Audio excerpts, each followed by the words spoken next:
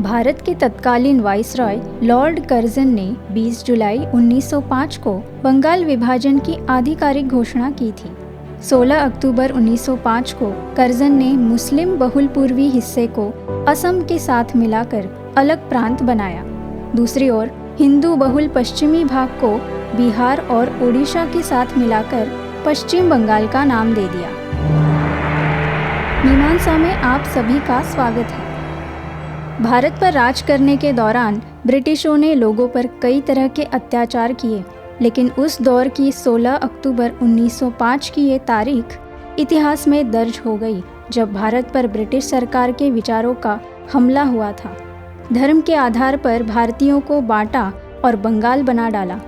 British सरकार ने हिंदू मुस्लिम एकता को तोड़ने की तैयारी कई महीनों पहले शुरू कर दी थी।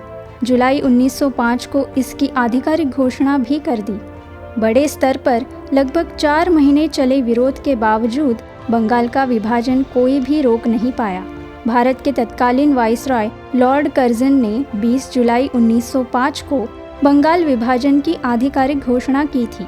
विभाजन पर कर्जन का तर्क था कि तत्कालीन बंगाल, जिसमें बिहार और ओडिशा भी शामिल थे, जहां व्यवस्था बनाए रखने के लिए अकेला लेफ्टिनेंट गवर्नर काफी नहीं है।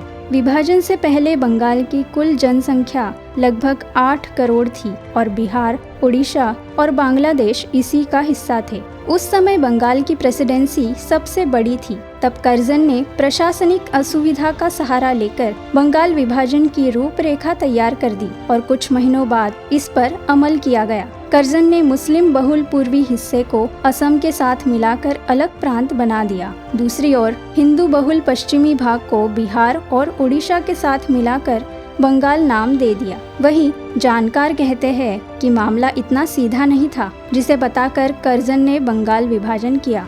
दरअसल उस समय अंग्रेजी सरकार और उसकी नीतियों का विरोध करने में बंगाल के लोग सबसे आगे थे। बंगाल उस वक्त राष्ट्रीय चेतना और देशभक्ति का केंद्र था। बंगाल की राजनीतिक गतिविधियां ब्रिटिश सरकार की नींद हराम कर रही थी और बस इसी आवाज को दबाने के लिए हिंदू मुस्लिम के नाम पर बंगाल को बांटा गया और राजनीतिक जागृति को कुचलने का काम हुआ। ब्रिटिश सरकार जिस बात का हवाला देकर बंगाल विभाजन करने जा रहा था, उसी ने भारतीयों में एकता जागृत कर दी थी। अंग्रेजी सरकार बंगाल विभाजन पर धर्म और जनसंख्या का तर्क दे रही थी, लेकिन जब विभाजन की खबर उड़ी तो वही लोग इसका विरोध करने सड़कों पर उतर आए थे। 7 अगस्त 1905 को कलकत्ता यानी अब का कोलकाता के टाउन हॉल में विशाल जनसभा का आयोजन हुआ। बंगाल विभाजन के विरोध में लाखों लोग इस जनसभा में शामिल हुए थे। इसी सभा में ब्रिटिश वस्तुओं के बहिष्कार का प्रस्ताव पास हुआ और स्वदेशी आंदोलन की औपचारिक शुरुआत हुई। सभी नेताओं ने भारतीय से सरकारी सेवाओं, स्कूलों, न्यायालयों और विदेशी वस्तुओं का बहिष्कार करने की अपील की। ये राजनीतिक आंदोलन के साथ साथ बड़ा आर्थिक आंदोलन भी माना जाता है। इस बंगाल के विभाजन के बारे में आपकी क्या राय है?